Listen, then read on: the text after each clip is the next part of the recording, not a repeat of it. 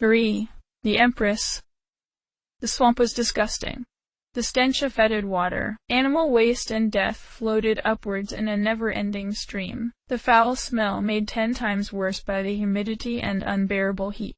The few lowly creatures that were able to carve out a living here, mostly insects, buzzed around angrily, looking for new hosts to parasitize.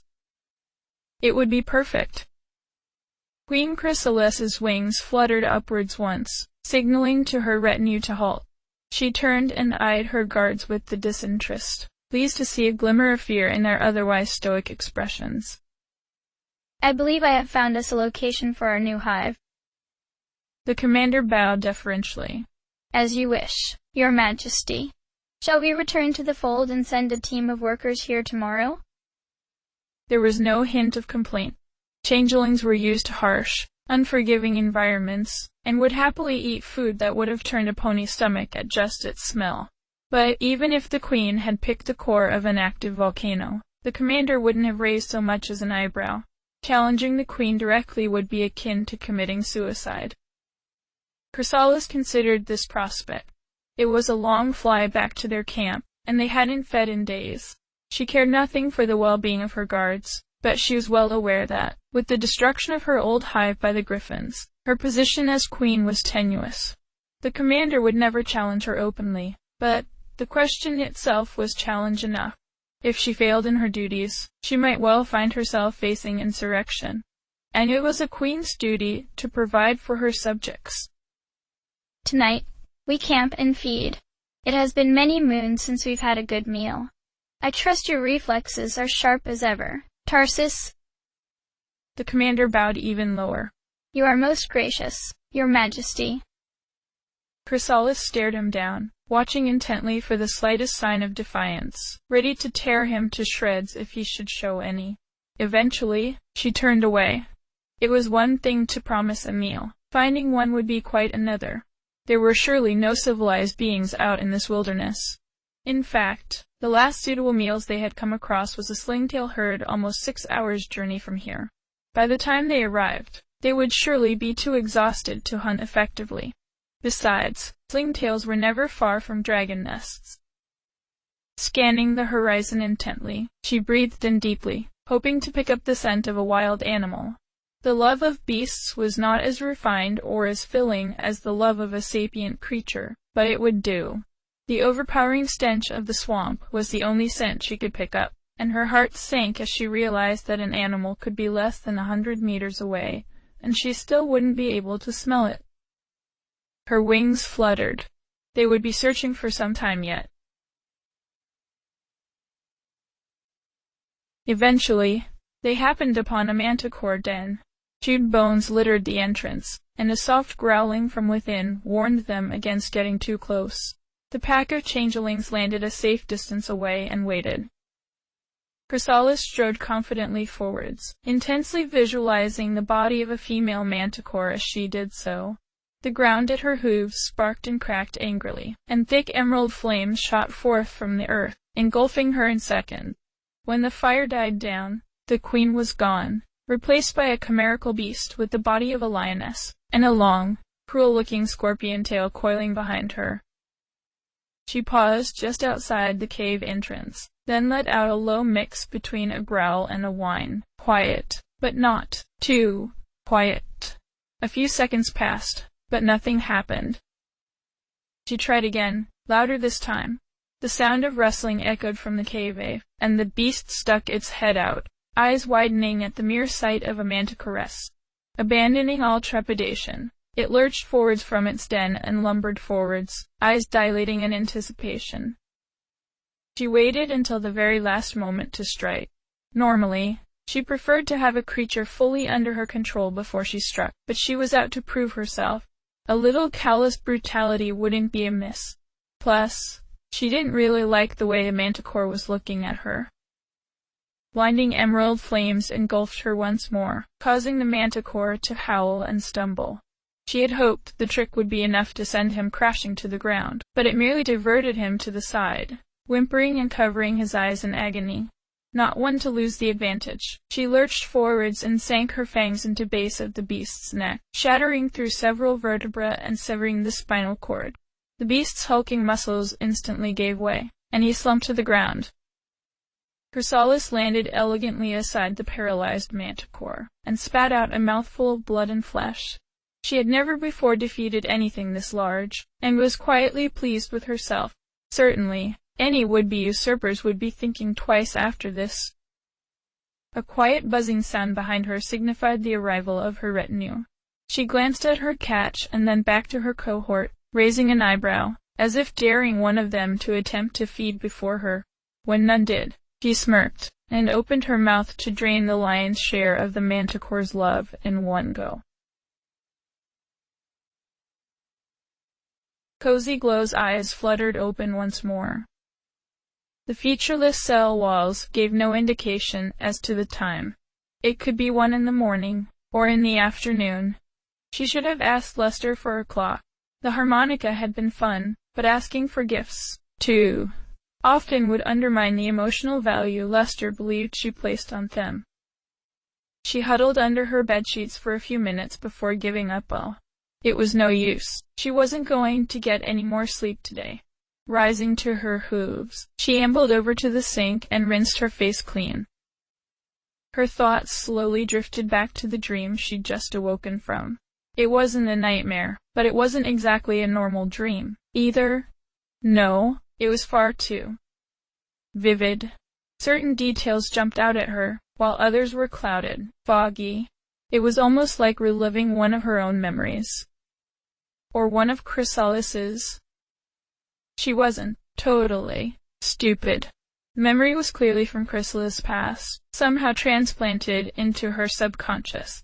Cozy knew virtually nothing about petrification, other than she never wanted to go through it again. But the idea that being imprisoned in the same statue with other creatures could allow the sharing of memories wasn't at all implausible.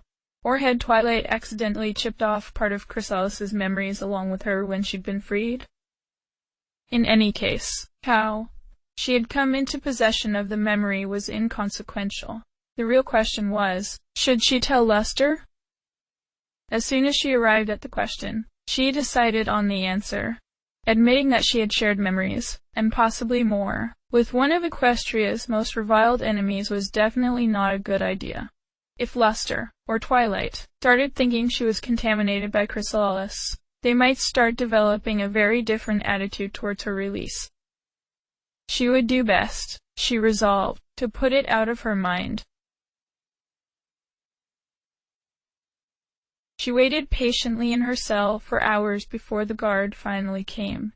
True to her word, Lester had managed to win her an hour and a half of recreation, and thankfully, away from the other prisoners. That recreation time consisted of being locked in an empty gym and observed through a pathetically obvious one-way mirror, did little to dampen the rush she experienced at leaving her despised cell. She spent most of today running laps around the room, occasionally testing herself on the balance beams. The rush of adrenaline coursing through her veins was intoxicating, all the more so after being locked in the same cell for the past 22 hours. It was a powerful incentive to keep in line, too. The prospect of losing this brief respite from solitary confinement was enough to put any rebellious thoughts to bed. A buzzer sounded, and 2 mares in guard uniforms burst through the door. Ignoring her protestations, they each seized Cozy by the shoulder and marched her back to her cell. She made numerous attempts to strike up a conversation with the pair, but they simply ignored her and stared ahead, not even glancing in her direction. She was thrown roughly into her cell, and the door was curtly slammed in her face. Chrysalis reclined back on her new throne, watching her subjects hard at work. Teams of worker drones slaved away at the wall of the throne room, supervised by snarling soldiers. Her mind began to wander as she considered the more imminent problems of her domain. Food was, of course, the foremost problem, though the remoteness of the hive would protect them from all but the most determined invaders. It also insulated them from a ready supply of love. The proximity of the last hive to Griffinstone had meant a ready supply of food, but it had also brought the wrath of the Empire down upon them. They would not make the same mistake this time. Traveling afield to feed was a small price to pay for the hive's security. But where to feed from? They were not far from Yukyukstan, but it seemed wasteful to dispatch an entire team of changelings to capture a single beast.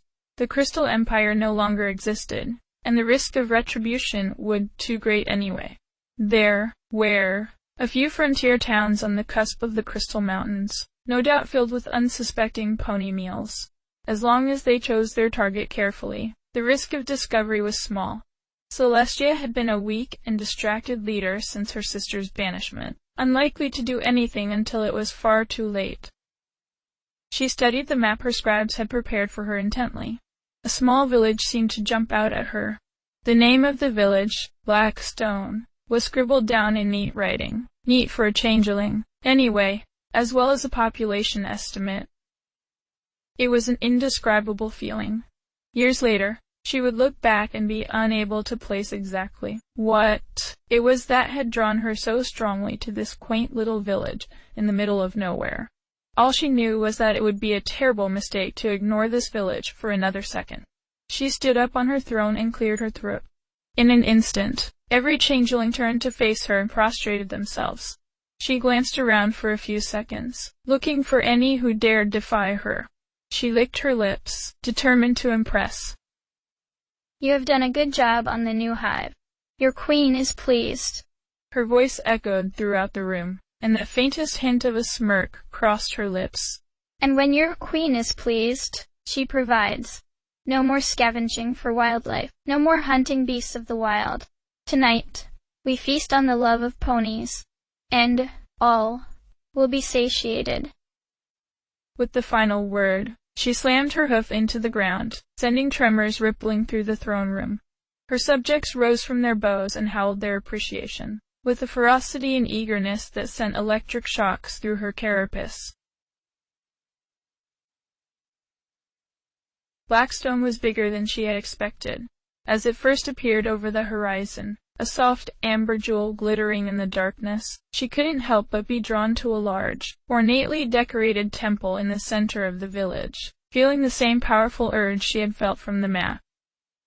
They emerged from the nighttime void and descended in their hundreds, not bothering to disguise themselves, reveling in the terrified screams of the ponies as they scattered.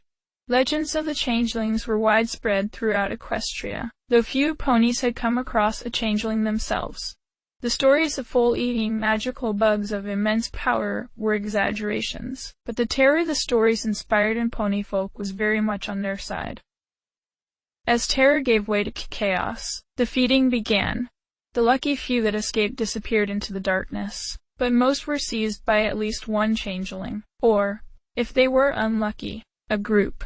The screams began to die down as, one by one, the villagers were drained of their love. The smell of love in the air was overpowering, and under any other circumstances, she would have abandoned her dignity and joined in the carnage. However, she still found herself unable to tear her attention away from the temple in the center of the village. The air around it was thick with the scent of fear, but there was something else, too. An indescribable aura cloaked the building, exacerbating her curiosity ever further. Chrysalis readied herself for break down the gaudy doors, but before she could raise a single hoof, the door swung open of its own accord. She raised an eyebrow in incredulity as an aged, cloaked unicorn stallion stumbled out and collapsed at her hooves. Please, don't. The sheer desperation in his voice sent shivers down her spine. She ignored his whimpers and stepped over him, crossing through the entrance and squinting into the darkness. She could make out at least a dozen other ponies, huddled together around a large monolith structure. She ignited her horn, bathing the room in an eerie pale green glow. In the new light, she could make out a series of intricate carvings lining the walls. She didn't speak the written language of ponies, but she could tell from the illustrations that the temple was dedicated to the worship of Princess Luna. The monolithic structure was just that, an enormous black monolith that pulsed with an unearthly magic unlike any she had come across. Every pony in the room was a unicorn, and they all wore the same plain robes. They were gathered around the monolith and pressed against it protectively. affording it a reverence worthy of a religious artifact. One of the younger, bolder mares snarled aggressively at her as she approached. "Leave!" Chrysalis cackled in response. "You are brave to challenge me, little filly." Her eyes narrowed. "What is this?" She waved her hoof at the structure. "Thing?" The mare clamped up and shook her head furiously. Beside her, an older mare spoke up. "Why do you care? It belongs to our village." Chrysalis smirked. "Belonged to your village, to the victor, the spoils. And now, you're going to tell me what it does. Or else." The mare didn't flinch. "Or else what?" Chrysalis yawned, horn glowing brighter. "Or I can destroy it.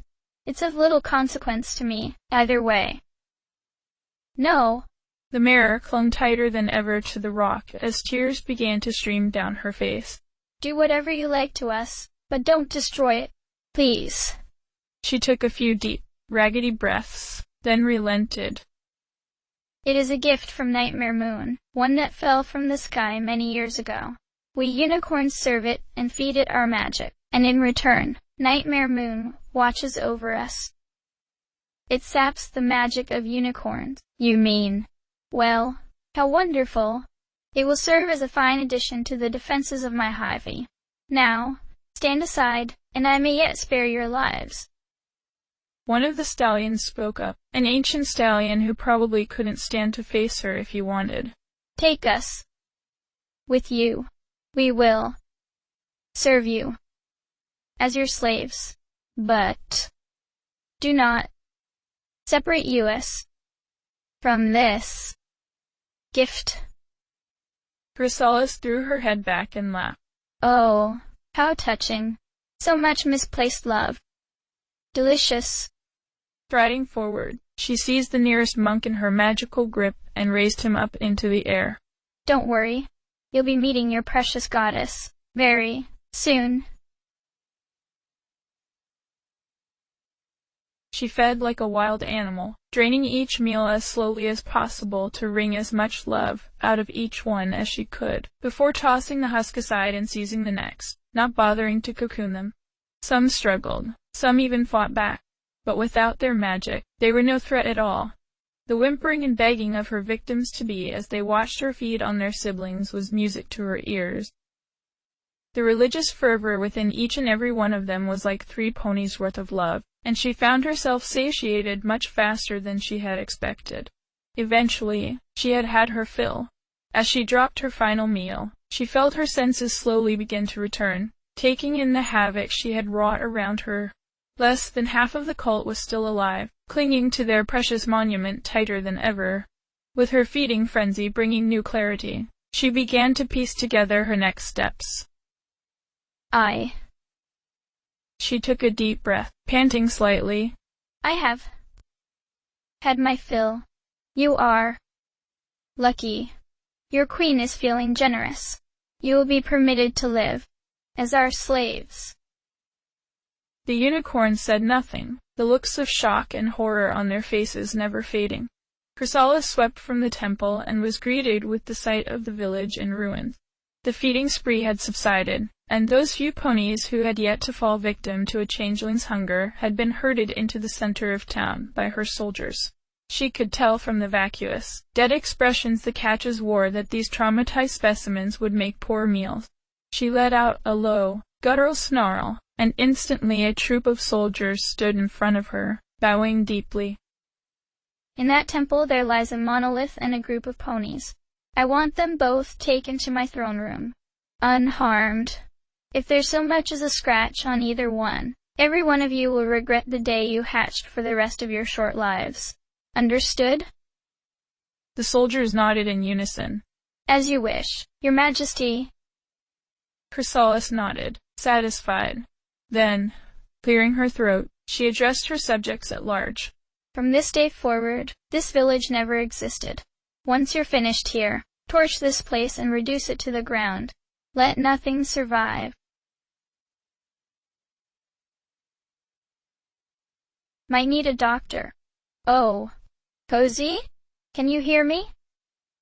Cozy glared through bleary eyes at a pink and amber blob that was all too familiar. Lester.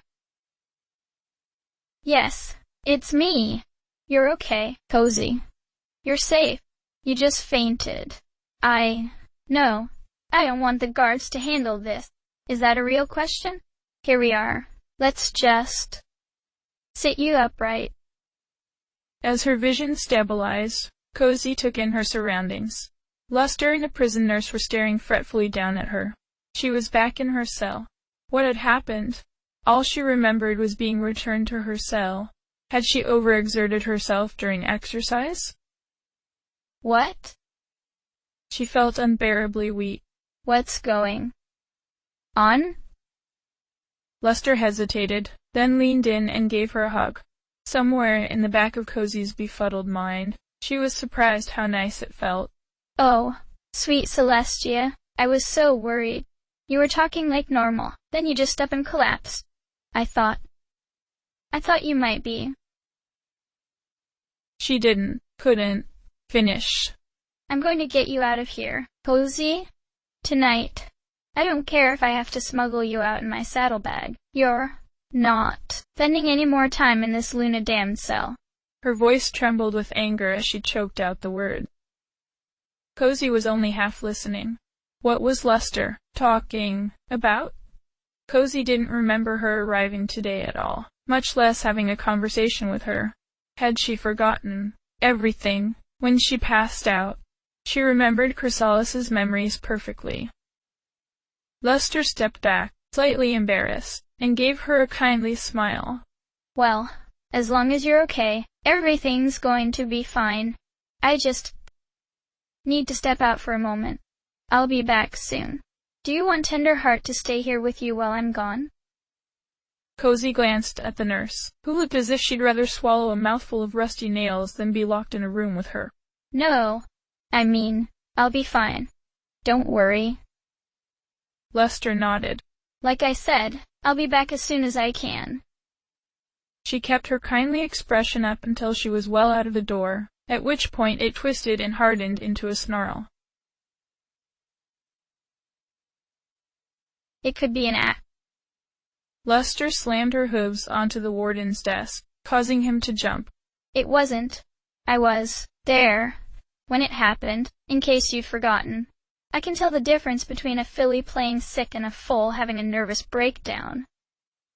Stronglock sighed. This is no ordinary filly we're talking about here. In any case, it's not up to me. I'm holding her here at the request of Princess Twilight, your mentor, I believe. Why did you even come to me in the first place? Because I... Lester trailed off, not willing to admit the reason why. If I had to guess, it would be because the princess has already refused your request. Believe it or not, I don't get to release prisoners when I feel like it. Miss Dawn, my advice is that you should take your case back to the princess. Given the circumstances, she may have a change of heart. But you can at least have her moved out of that awful cube, can't you? Lester pressed on, desperate to win some small victory. And put her where? General population? He rose to his hooves and pointed at the exit. I'm a busy stallion, Miss Dawn, and I can't make any more time in my schedule for this. I'm afraid I'm going to have to ask you to leave. Lester slowly rose to her hooves, shaking with anger. So, you're just going to ignore it? How can you do this to a little filly? Do you agree with this? I don't play politics, Miss Dawn. I've asked once. Please don't make me ask again. Lester sneered, then turned tail and strutted out of the warden's office with contempt. In truth, she'd more or less expected that reaction, but it didn't stop her from being furious. How could she face Cozy again, after promising her freedom and failing to deliver it? Maybe she didn't. She had one last trick hidden in her coat. The cult had wept when she desecrated their holy artifact into the shape of a throne. In response, she had perched atop it and laughed, before ordering every one of them to depart from the throne room. never to be reunited with their precious monolith ever again. From the remaining rock, she had crafted amulets, bracelets and other adornments for her soldiers to wear in battle. The hive attacked neighboring villages with impunity, feeding at will and carting off herds of slaves. The stories of bugs with the power to steal the magic of unicorns spread like wildfire and quickly became the stuff of legend. Soon, ponies stopped fighting back altogether and fled in their thousands from areas known to be frequented by changelings. The hive soon came to dominate the region altogether and carved a great empire out of their northern hunting grounds. And at the center of it all was their queen, Chrysalis, the unquestioned, unchallenged, revered queen of the changelings, whose word was law. They truly were the good old days. Twilight glanced up from her book as the door swung open. To her surprise, it was Luster standing in the doorway, a stony look on her face. Luster? Smiling, she closed the book and rose to her hooves. How good to see you. To what do I owe the pleasure? Your Highness. Luster bowed. I have a request. Oh. Twilight raised an eyebrow. How may I be of assistance? I want Cozy Glow out of that prison. Now. Taking a deep breath, she began to talk. Twilight sat and listened silently as she explained everything. She said nothing during Luster's diatribe against the prison, masking her emotions with perfect skill. Eventually, Luster trailed off and fell silent, mouth dry and tongue sore from talking at such length. I see. Unfortunately, I believe this issue was raised only a few days ago. I said no then, and I must give the same answer now. I understand you are upset, but the risk is simply too great. Cozy stays where she is. The words fell from Twilight's lips like a death sentence. Luster felt her blood boil. Once again, no pony cared. Luster wanted to scream. She wanted to call Twilight every name under the sun. A small part of her even wanted to physically attack her mentor. Then I quit. Twilight blinked. Excuse me? You heard me. I quit. If you don't. If you won't let Cozy out of that cell, then you're going to have to find yourself a new protégé. Twilight shook her head at the words. Luster, come now. You are not seeing reason. I'm fed. Not seeing reason? You threw a little filly in, Dale. Have you even seen the cell you threw her in? Of course you haven't, have you? You have no right to call yourself a teacher. You failed her 23 years ago, so why should I expect any different this time? She threw her head back and laughed hysterically, quite demented. Why would I ever want to call somebody like you my teacher? She regretted the words the second they left her mouth, but she wasn't one to back down from what she'd said. Twilight flinched slightly at the words, but continued to mask her feelings perfectly. Is that how you truly feel, Luster? Luster braced herself. Yes. The princess closed her eyes, obviously frustrated. You're being irrational, Luster. You have a role to play that is bigger than you realize.